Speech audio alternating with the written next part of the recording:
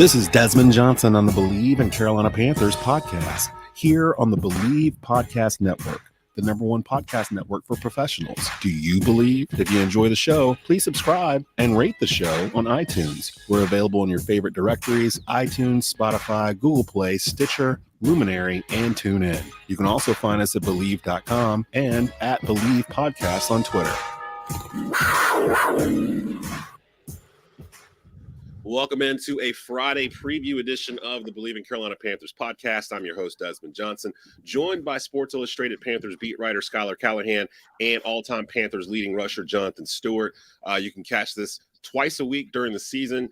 Usually towards the beginning of the week, we give you a recap of the previous game, give you our insights and thoughts on what occurred. And then towards the end of the week, we give you a preview of the upcoming game. And, of course, this week, we've got the San Francisco 49ers coming into town, the end of a 3-game homestand for the Panthers that has not gone the way that we had expected it to. Today, we'll get into Panthers versus 49ers, our keys to the game, what the Panthers need to do to get off the snide, get a win, get that good vibe back, that Panther victory Monday back. We'll tell you what we think that they need to do that. Also, since it's our preview episode of the week, it's Tell Them Why You're Mad, something that we do towards the end of each week. It's football focused. The only rules that it's got to have something to do with football. It doesn't necessarily have to do anything with the Panthers, although maybe there's some folks that are mad at different things that are going on with the Panthers right now. We'll see what Schuyler and Stu have for that as well. Before we get into all of that, though, per usual, Bleav in Carolina Panthers brought to you by Bet Online. Football is back. Bet Online remains your #1 source for all your football betting needs this season. You'll find the latest odds, matchup info, player news, and game trends. And as your continued source for all sports wagering info, Bet Online features live betting, free contests, live scores, and giveaways all season long.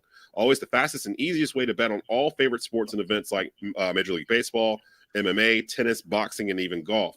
Head to betonline.ag to join and receive your 100% welcome bonus with your first deposit. Make sure to use the promo code BLEAV, that's BLEAV, to receive your rewards. Bet Online, where the game starts. And where we start today is a check-in on the injury report.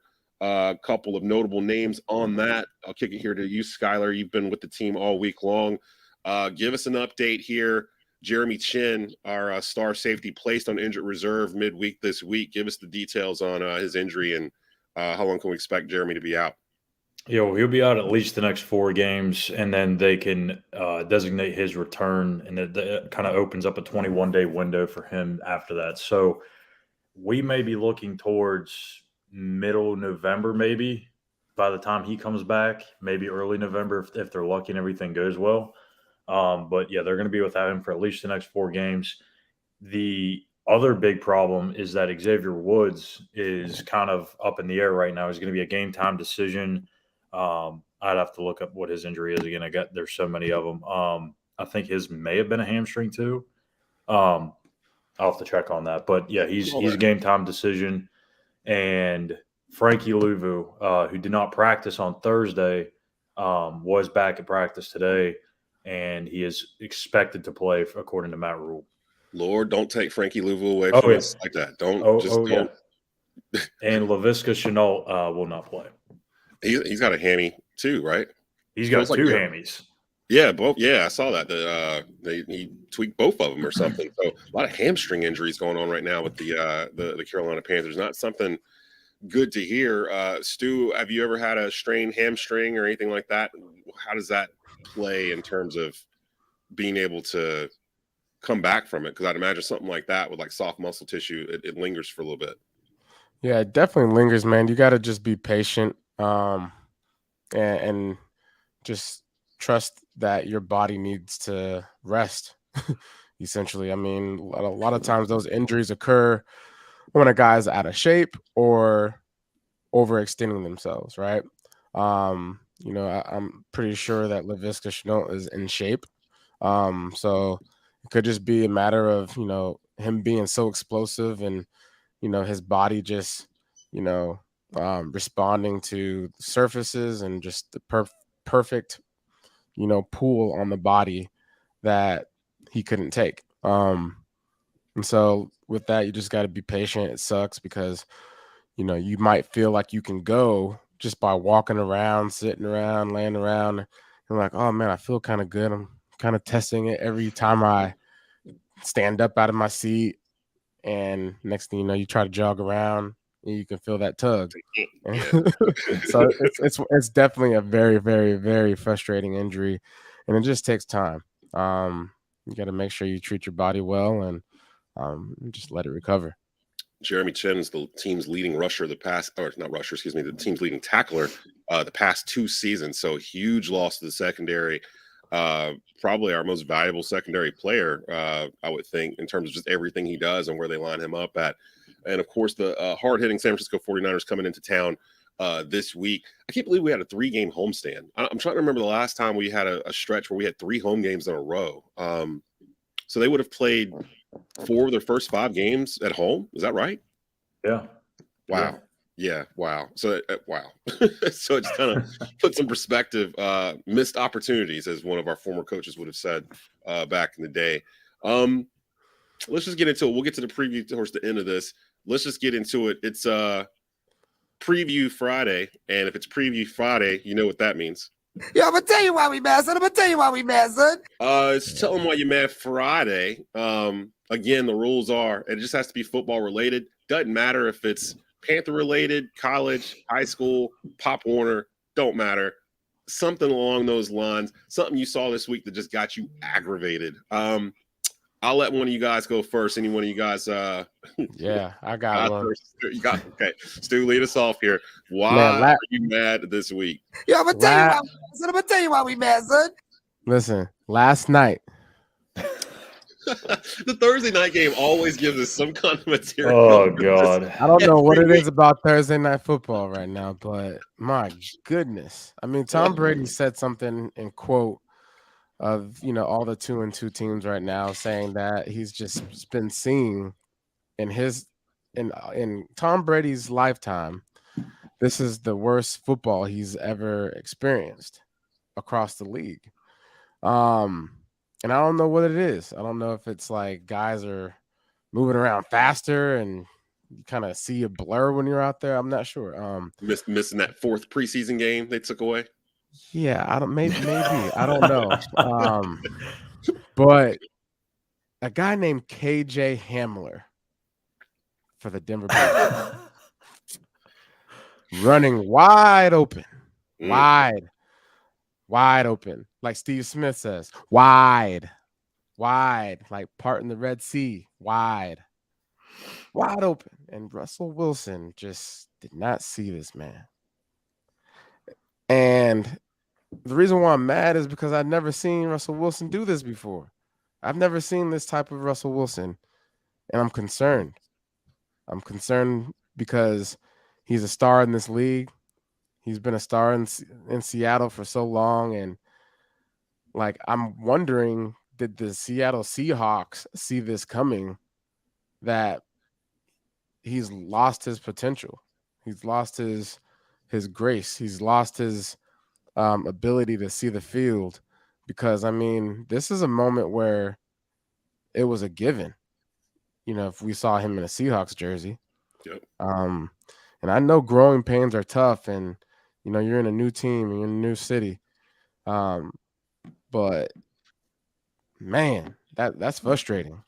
So next time that happens, I hope he hits the target. Is Russell Wilson the most what's the word I'm looking for? Overrated? Is he the most disappointing quarterback so far out the gate in terms of his situation and everything? I would say Matt Ryan. No, I would say Russell Wilson. I thought Matt Ryan was out of gas. I thought Matt Ryan was already out of gas a year or two ago, to be honest. So that one doesn't really surprise me as much. I thought the Colts were just in a weaker division. Russell. I've seen Russell Wilson throw bombs, Hail Marys, like touchdown Jesus moments. Yeah. And that's what I've been, that's what people expect out of him. And, and I think that's more so, a compliment, that, hey, we just want you to be a good football player because it's really good for the NFL. He feels like, I've always felt like with Russ that he feels like he's acting like somebody he's not. Like when he talks like in public, like it's like almost like an actor. Like Russell Wilson is like a brand, and like he acts a certain way, but I feel like he probably acts completely different at home. So it comes off as disingenuous a little bit. I feel like he is who he is. This whole let's ride thing, like stop. Let's ride. Stop with all that. Well, let's ride another. Let's ride on in and hit the target. Did you see who's his running back? It's going around internet right now. The pic of Russ like drinking some water on the bench, and his running back is just sitting there staring at him, like trying to drill like a hole through his forehead. He's just like, "You don't deserve that water." Like he literally is just like, like mad at him, and I'm like, that feels like something's going on in that locker room where they just haven't bought into Russ yet, or they've seen enough of Russ where they might not buy into him. But I mean, Russ is going to win that battle. He just signed a $200-something million extension with Denver. Yeah, like Nathaniel there's Hackett, definitely a lot. There's definitely a lot going on with the Denver Broncos. It seems like, because the first one that we did when why I told you guys why I was mad was the Denver Broncos head coach. The whole timeout thing. And, that's right. I just feel like they're trying to search for answers, and the answer is right there in front of them, wide open. Denver's just like on a notepad for Stu. Like every time we get to the end of the week, it's like, well, I always got Denver. Well, at the end of the day, if I have an opportunity to pick on the Denver Broncos, I'm going to pick on them because they beat us in the Super Bowl, Super Bowl 50. Look, I don't care. Denver Broncos, y'all can come with it. Right now, I'm with you. Right now, I'm ready to play football right now. I'm mad about Russell Wilson not hitting his target. He decided to put that Bronco jersey on. Now we're talking about him. Skylar, it's Friday, baby. Tell him why you mad. Yeah, I'm going to tell you why we mad, son. I'm going to keep talking about them Broncos. Let's pile on. Let's do it. Whoever is making the decisions, whether it's Elway or I don't even know, George Payton, whoever it is, they need to be on the hot seat, because not only did you give up what you gave up for Russell Wilson, on top of that, you signed him to a huge, massive extension that you're going to handcuff your team to. Then you go out and maybe hire the most incompetent head coach in the NFL. I'm just saying. Incompetent. When you go back, at the end of the game last night, it's 9-6, 3rd and 8. The way that the Indianapolis offense has played this entire season, what makes you think that they're going to go and score a touchdown at the very end of the game when they need it most? To me, hand the ball off, kick the field goal, you win the game. Why they decided to throw, I don't understand. Now, if you're going to throw the ball, it needs to be back pylon or out of bounds, not over the middle of the field, challenging the best corner or one of the best corners to play the game in the last 2 decades. Terrible decision-making, terrible call, the most terrible coach game I've ever seen. And then when you get to overtime, I don't mind it going for it to go for the win, but at the same time, you've literally sat there on the sideline and watched your team fail time and time again to convert 3rd and 4th downs or to make big plays when they need it most. Why go for the win in that situation? A tie is better than a loss. Yeah. That's just me. Hit that wide open receiver running for a touchdown. Tom Brady was right. Like, I mean, there's been some really bad football the past 3 or 4 weeks. We don't have to go far to find it either. Yeah, I mean, not just all over. Like, there's been unwatchable games. I saw this morning when I got on Twitter, because I didn't even bother to watch that game, and somebody had put, this is like watching the Carolina Panthers play the Carolina Panthers, and I was just like, man. Hey, man, relax. Whoever that was. Wow. Hey, whoever that was, man, I need to relax. That's actually that's my tell him why I'm mad this week. Yeah, I'm gonna tell you why we mad, son. I am mad. It's a dual one. I'm mad at non-Panther fans chiming in on the fortunes of the Carolina Panthers. We get it. We know we're 1-3. We know what our problems are. The last thing I need to hear is someone that's a Ravens fan or a Raiders fan reveling in our misery as if we've got 20 championships over here, and it's about time that the Panthers like fell off of this high horse that they've been on. It feels like as soon as the Panthers have adversity like this, people just come out the woodwork. They all have individual vendettas against the Panthers. It's for something stupid like back in 2006, we ended up getting flexed into a spot that their team was supposed to play in. They ain't on TV. Now they hate us. It's like stuff like that. Like the Commanders fans. I talked about this the last episode. The Commanders fan base, if you're 50 or older here in North Carolina, you probably grew up a Washington fan. And then the younger ones like me moved to the Panthers once we got them. When we got our own team in 95, we jumped off whoever we were with. It was probably somebody in the NFC East, Washington, Dallas, or Philly. The fans that are like legacy fans, that are like fans of the Steelers, who are going through some trouble themselves right now, or others, it feels like it's the teams that those teams suck right now too. So it gives them license to talk about our team because they know there's nothing that we can say that's going to make them feel bad because they know their team sucks. That's the logic I'm getting from these other fans, where it's like, yeah, Desmond, I really appreciate this this history lesson on Carolina Panther fans. Hey, it's facts, man. Washington fans hate us. Like, they hate us because now they have to search looking for their team's game. Now, granted, they're not really trying to watch their games right now. They're having some issues themselves right now. But I've heard it from so many Washington fans that they hate the Panthers, and ask them why. Like, because I can't watch my team anymore because they used to be the 1 o'clock game. Then when Panthers got here, they took that slot. Dallas is always the 4 o'clock game here, it feels like. It just, those fans, I've seen a lot of them this week chiming in with like, oh, well, the Panthers don't have this. That's why this is happening. Or they don't have enough talent or stuff to that degree. I will fight anyone on the notion that this Panther roster is not talented.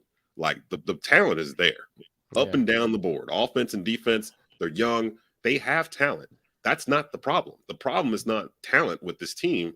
The talent is, the problem is other things, not the talent. So when I see different places from national down making these comments, and I know they're not diehard Panther fans, so they haven't been sitting here talking about the Panthers since May or whatever, like me and Schuyler have been doing. Like, they don't know like the ins and outs, the day-to-day of what these Panthers have been trying to do. It's okay for us to talk about Matt Rule because we're family. Like, we can talk about him.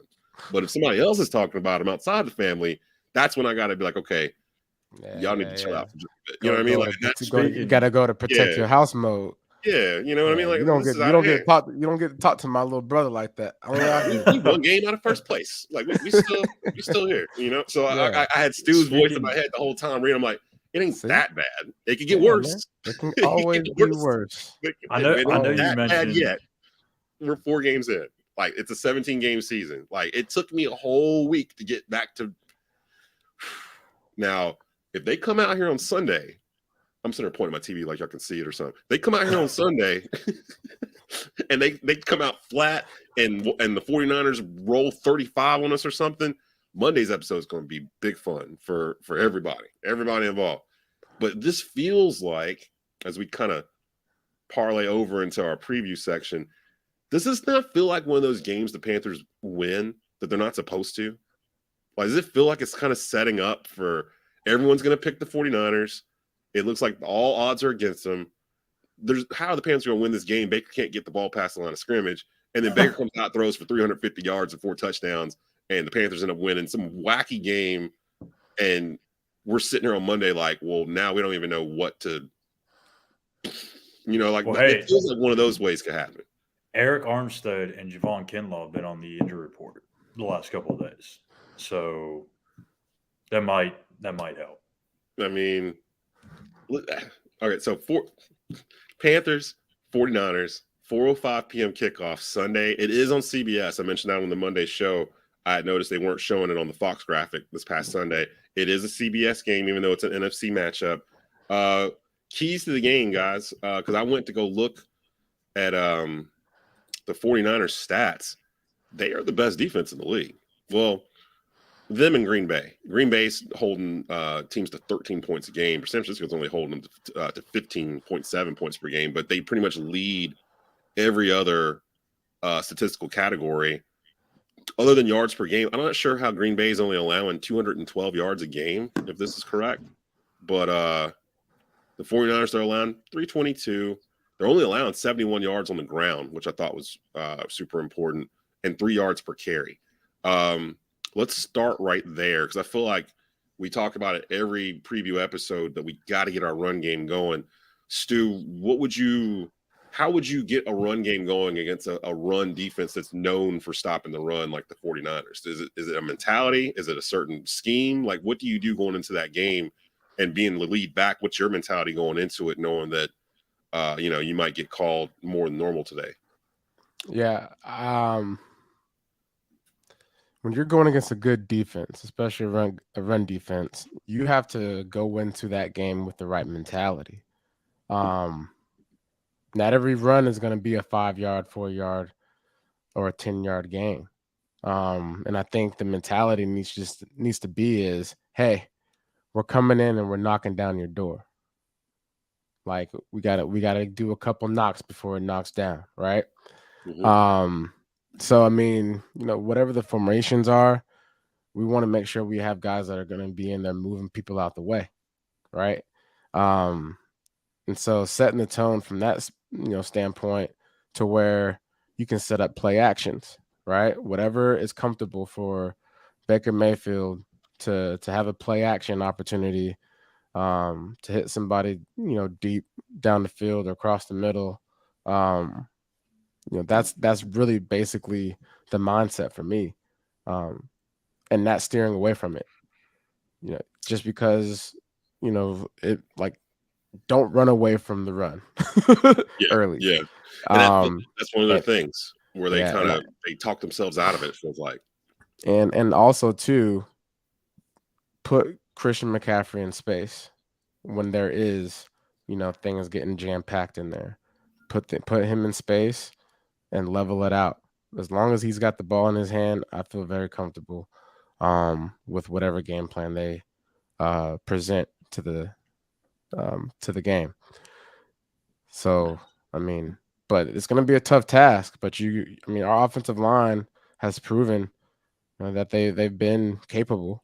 I think I saw some stat on first down when they run the ball, they average 6 yards a carry or something like that. Yeah, run the ball on first down. Yeah. So I mean, only been like 40 times, like all year, but yeah, I mean, and I think a team like the 49ers, where they are as a defense, this could be a trap game for them.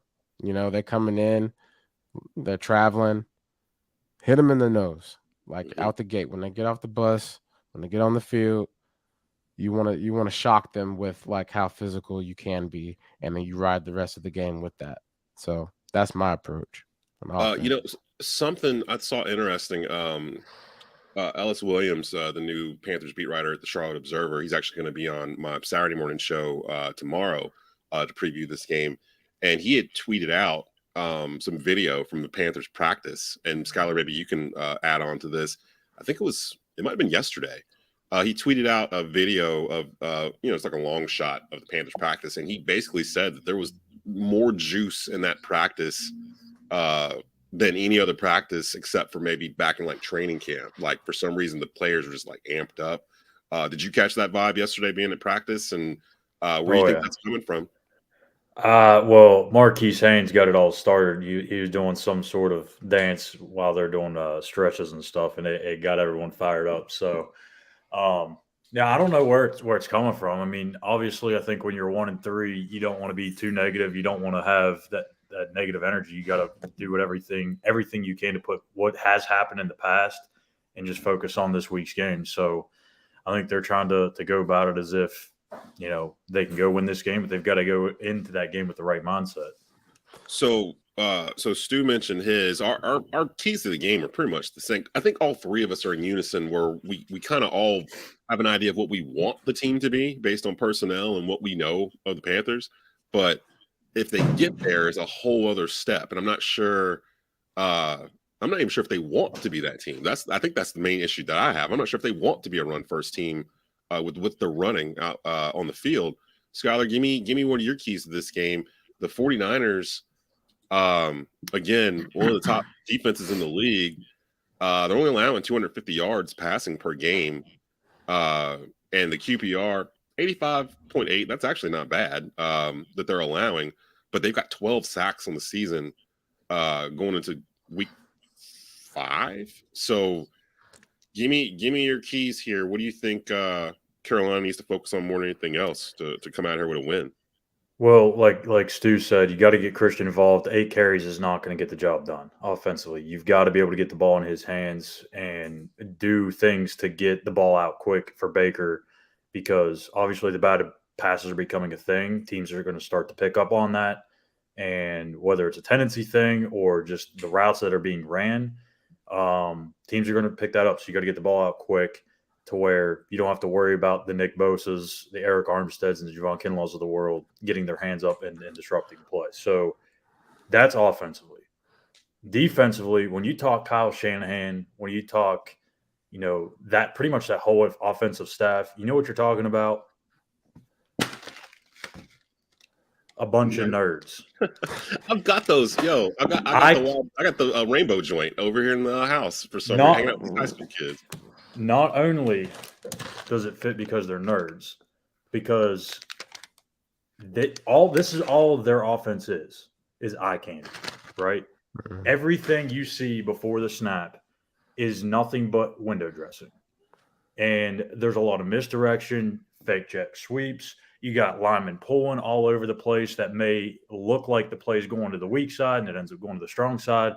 Like, there's so much that this offense does to try and confuse you that it can really screw up your defense if your eyes are not in the right place. I talked to Shaq about this, talked to Brian Burns about this, and they pretty much admitted, like, this is the toughest offense that they're going to face in terms of the pre-snap stuff because of all of what they do.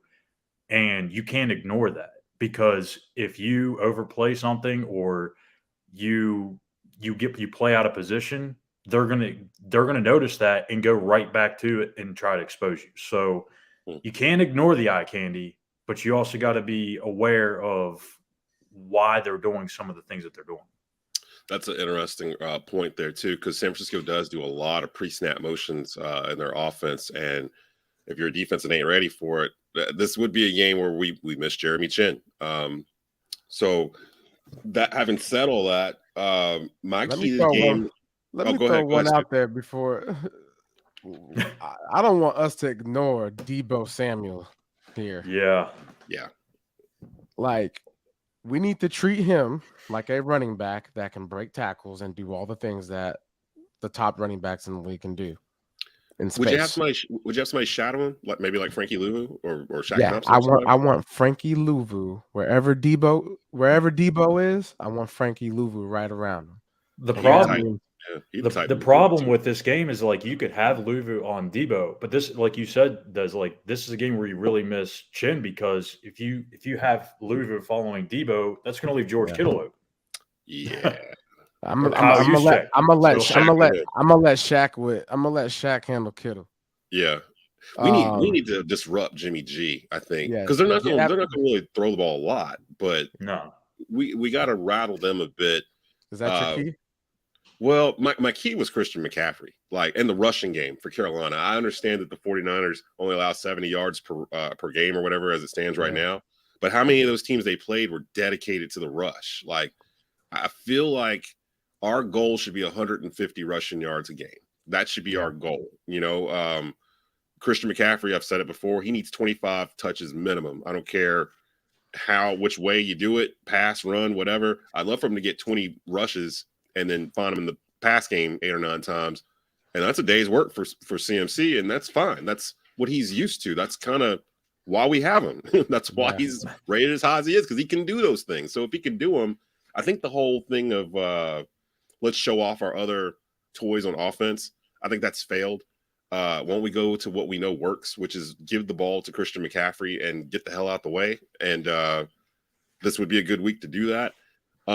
We got to stop trying to put it all on Baker Mayfield. Like, we got to stop making it where Baker Mayfield came in here as like a savior or something to that effect. Because I know I've changed the narrative in terms of in the beginning, like around draft time, I was one of the ones out there saying, yeah, I would love Baker Mayfield to come here. Not because I thought he was a star, but because I thought he had some grit to him that we hadn't really had since like Jake Delhomme, Cam Newton at that spot where it's like some kind of players want to follow you. And I thought he could be a game manager. I thought he could be a better game manager than Sam Darnold. You don't have to try anything crazy. We don't need 400-yard games or cross the field throws like Pat Mahomes or whatever. You don't have to be that guy. You just have to be better than Sam Darnold. If you're better than Sam Darnold and don't turn the ball over, our defense and our run game should be enough to win 9 or 10 games. Like in this division, in the NFC, like this year, it would be more than enough. And it's like we keep shooting ourselves in the foot thinking we need to be cute and do all these other things. I want to see a back-to-basics offense this week. The 49ers are going to run that. We can be the 49ers without all the pre-snap motion. Line up, go. I want 150 yards rushing because that would make a statement too, that if we could put up 150 yards rushing on San Francisco, that's a spark to me. This team can carry, oh, okay, we can do this. We can play this style of football. We can be good at it, and it's complementary football with our defense. We're keeping them off the field. It just makes sense. Eventually, I feel like they're going to eventually hit on this. I'm just worried it's going to be week 10 when they finally go, oh, hell, we got Christian McCaffrey back. Oh, what are we doing? He was a run blocker in college. Why don't we just run the ball like 30 times? Like, they're going to have one of those games. I want it to be this week. I don't want it to be, the bye week or whatever. I feel like if we get past Halloween and they still haven't figured this out yet, I won't be able to keep going back and forth from fire rule to, all right, let's see what happens. You're going to go trick-or-treating? You're going to go trick-or-treating? Man, I'll need something at that point, some sugar, something to help me, stay happy and focused because we'll still have 2 more months to go in this season. I really hope that we tackle Deebo Samuels. That would be great. That would be fantastic. That's going to be huge.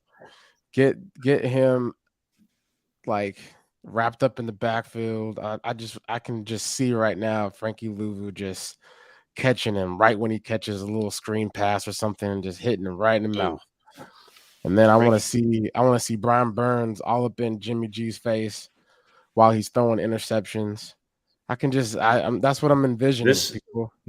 This might be the week for Burns to really go out there and like get 2 or 3 because their tackle situation is not good right now. They're down to their 3rd offensive tackle, I'm pretty sure. Oh man, yeah, we should be able to exploit these things, exploit the stuff that's out there. San Francisco's 2-2. Like they're not this world-beaten team. There's no team in the NFC right now that I just utterly fear. Like I'm like, I don't want to play them. We're gonna get boat raced by 50 points. There's nobody out there to me. Buffalo Bills, boy. Well, in the NFC. Even with Buffalo, I'm like, okay, they still got there's some things there you can do. That just means they haven't peaked yet. Yeah, pretty much. Yeah. I mean, it's gonna be Buffalo, Baltimore, Kansas City. That's gonna be the 3 over there. Who we all probably kind of thought. But in the NFC is wide open. Like, if you had to pick an NFC Super Bowl representative today, like, how good would you feel about your pick? Not at all. Like, even the Eagles. Like, I don't even trust the Eagles at all for some reason, and I feel like they're probably the most well-built team in the NFC, and I still don't trust them. Desmond, you got trust issues. I really do. I really do. I mean, hey, look, I've been a Panther fan for 25 years. I've been a Charlotte Hornets fan pretty much my entire life. I'm a Carolina Tar Heels fan. Like, I've gone through it. I've gone through the peaks and valleys, and I've seen it all. I feel like, and like it just you remain loyal and faithful. Though. I remain loyal. I'm super faithful. Like, I've defended players and coaches that probably didn't need to be defended so many times, and like, I think people are coming at me because they think I've been defending Baker Mayfield because that's just kind of my track record with my players. And I'm like, nah, this dude needs to get it together. Like, what am I supposed to defend here? Like, he's got the worst QBR, like, in the history of mankind, it feels like right now. Like, I can't defend this. Like, he needs to play better. Yeah. So, give us some final scores here because it feels like we're all ticking towards. Are we all picking Panthers to win this game? Is that what's about to happen? Let's all right. Let's Schuyler, you better. Hey, Schuyler, I'm gonna find out where you live. I'm gonna egg your house. If you live in an apartment, I'm gonna egg your apartment. I already said that I thought this could be one of those weird games that the Panthers end up winning. They ain't supposed to, so I got to kind of stick with that. Stu, you go first. Give me your prediction. What you think? Man, look. Let us pray. Right. Amen. 24-13. Oh, For who? Panthers. Boy, you know who I'm rocking with. So we got the 17-point roll in effect here. Yeah. They can't let a team score more than 17 points. It just seems like they just can't do it. Skylar, what you got? I guess for the sake of my house, I'll go with the Panthers. Yep. Yes, you will. Looking to see, but not this week. Oh no! Not this week. Somebody tell me what Scott Callihan. Wow, he did the swerve. Oh my gosh!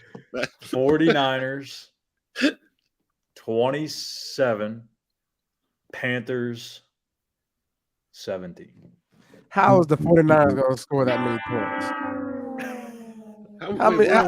The 49ers ain't got that many points in their pocketbook. They will this week. How much they average? Hey, this is Baker Mayfield pick 6 and 2 other turnovers. Oh, you say we're gonna help them out? So the defense will help them out a little bit there. I mean, that's not very far fetched. I can't wait till Monday. I'm gonna stick with what I said at the beginning of this episode. I feel like this is one of those games where the entire country's going to pick against us, including some of this panel. And the Panthers are going to play one of those weird games where everything goes right. They hold the 49ers under 17. We get a couple turnovers on defense. They actually use Christian McCaffrey. Man, to sit here and think we have to really hold someone under 17 points. I know. It's like it's making me with my score. I'm going to say, actually, this is the game that this don't even make no sense. This is the game the Panthers offense wakes up. 17. Just say Panthers 28, 49ers 16. And it won't feel that close. You see it right there. Number right there.